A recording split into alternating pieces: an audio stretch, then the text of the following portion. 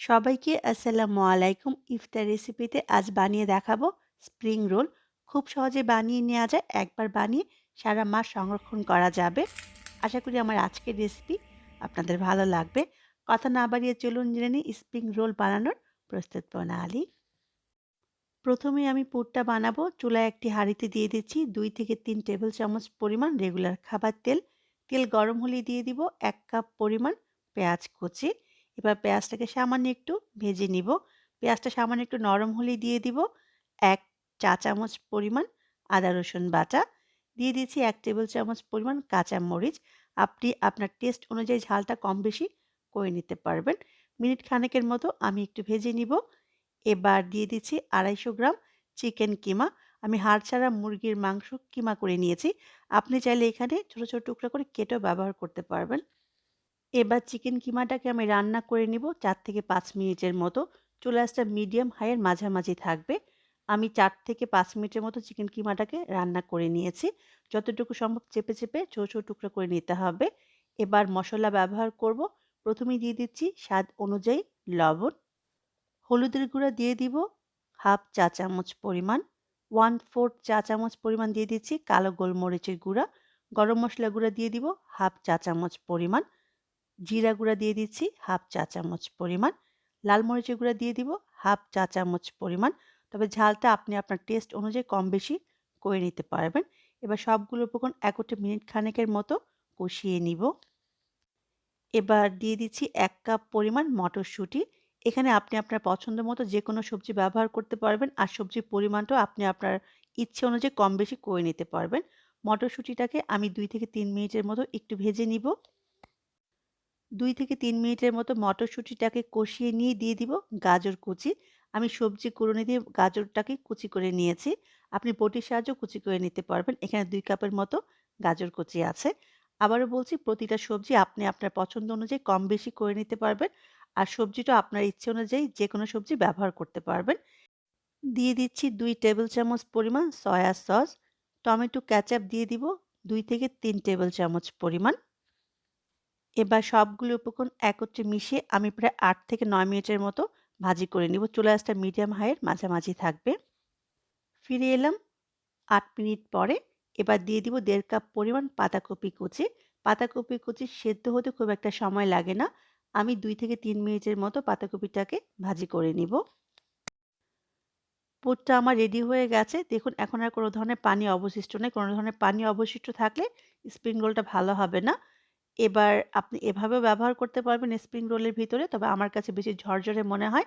সেজন্য এখানে আমি 2 টেবিল চামচ কর্নফ্লাওয়ার সামান্য একটু পানিতে গুলিয়ে দিয়ে দিলাম। এবার খুব ভালো করে নেড়েচেড়ে মিশিয়ে নিব। মিনিট খানেকের মতো রান্না করে নিলেই তৈরি হয়ে যাবে স্প্রিং রোলের ভিতরের পুর। দেখুন রেডি হয়ে গেছে। এবার আমি চুলা থেকে নামিয়ে নিব এবং সম্পূর্ণ ঠান্ডা হওয়ার পরে ফিরে আসব। আজকে স্প্রিং রোল বানানোর জন্য আমি এই শীটটা ব্যবহার করব। যেকোনো সুপার শপে এই শীটটা কিনতে পাওয়া যায়। সমোচা বা স্প্রিং রোল বানানোর জন্য শীট যদি খুব সহজে ঘরে বানাতে চান, তাহলে আমার কমেন্ট বক্সে জানাবেন। আমি আপনাদের জন্য রেসিপিটা দিয়ে দিব। আমি এখানে একটা বাটিতে সামান্য একটু ময়দা পানি দিয়ে গুলিয়ে নিয়েছি। এটা আঠার কাজ করবে। স্প্রিং রোল ভাঁজ করার সময় এটা ব্যবহার করব। একটা স্প্রিং রোলের শীট নিয়ে নিয়েছি। এবার এর উপরে আমি সামান্য একটু পুর দিয়ে দিব। হাতের সাহায্যে পুরটাকে একটু লম্বা করে নিয়েছি। এবার একটা কোণা ধরে আমি পুরটাকে ঢেকে নিব। এবার বাকি যে 3 কোণা আছে আমি সামান্য একটু ময়দার মিশ্রণ ব্রাশ করে নিব। এটা আঠার কাজ করবে। স্প্রিং রোলটা যখন ভাজবো তখন খুলে আসবে না। দেখে নিশ্চয়ই বুঝতে পেরেছেন আমি কিভাবে স্প্রিং রোলের ভাঁজটা দিচ্ছি। এবার আরেকটা কোণা ধরে আমি পুরটা ঢেকে দিব। এবার এই কোণাটা ধরেও আমি পুরটা ঢেকে দিব। এবার খুব আলতোভাবে একটু চেপে, চেপে আমি রোলটাকে বন্ধ করে দিব।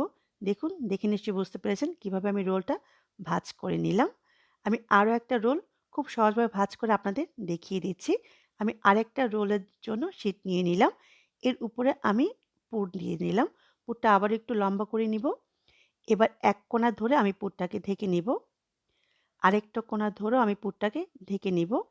এই পাশের কোণাটা ধরেও আমি পুরটাকে ঢেকে নিচ্ছি। এবার রোলটাকে আমি গোল করে নিব। এই বাকি যে মাথার অংশটা আছে এখানে আমি একটু ময়দার মিশ্রণ লাগিয়ে নিচ্ছি। এটা আঠার কাজ করবে। এবার আবারও পেঁচিয়ে আমি মুখটা বন্ধ করে দিব। দেখুন খুব সহজেই তৈরি হয়ে গেল রোল। ঠিক একইভাবে সবগুলা রোল আমি বানিয়ে নিব। সবগুলা রোল আমি বানিয়ে নিয়েছি। আপনি চাইলে ফ্রোজেন করতে পারবেন। একটা ছড়ানো প্লেটে ফ্রিজে রেখে দিবেন ২ ঘন্টার মতো। যখন উপরটা একটু শক্ত হবে তখন জিপলক ব্যাগে রেখে দিতে পারবেন মাস খানেকের জন্য। যখনই প্রয়োজন হবে ভেজে নিবেন। আজকে আমি কিছু ভেজে দেখাবো। ডুবো তেলে ভাজতে হবে। তেলটা গরম হলে এখানে আমি স্প্রিং রোলগুলো দিয়ে দিব।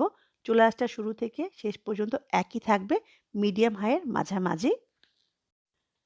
এক পাশ ভাজা হয়ে গেলে আমি উল্টে দিব। উল্টে পাল্টে যখন ২ পাশে খুব সুন্দর একটা কালার চলে আসবে তখন উঠিয়ে নিব। একটু সময় নিয়ে স্প্রিং রোলটা ভাজলে এটা অনেক সময় পর্যন্ত মচমচে থাকবে। আজকের রোলগুলো ভাজা হতে আমার ৬ থেকে ৭ মিনিটের মতো সময় লেগেছে। খুব সুন্দর একটা কালার চলে আসছে। এবার আমি উঠিয়ে নিব। উঠিয়ে একটা কিচেন টিস্যুর উপরে রাখবো। এতে এক্সট্রা তেলটা শুষে নিয়ে যাবে। ঠিক একইভাবে সবগুলো স্প্রিং রোল আমি ভেজে নিব। আমার যে কয়টা প্রয়োজন ছিল আমি ভেজে নিয়েছি। একটা রোল আমি একটু ভেঙে দেখাবো কতটা পারফেক্ট হয়েছে।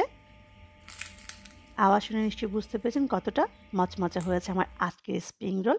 সবাই অনেক ভালো থাকবেন। আমার জন্য দোয়া করবেন। অবশ্যই বাসায় বানাবেন আর আমার কমেন্ট বক্সে জানাবেন কেমন হলো। আল্লাহ হাফিজ।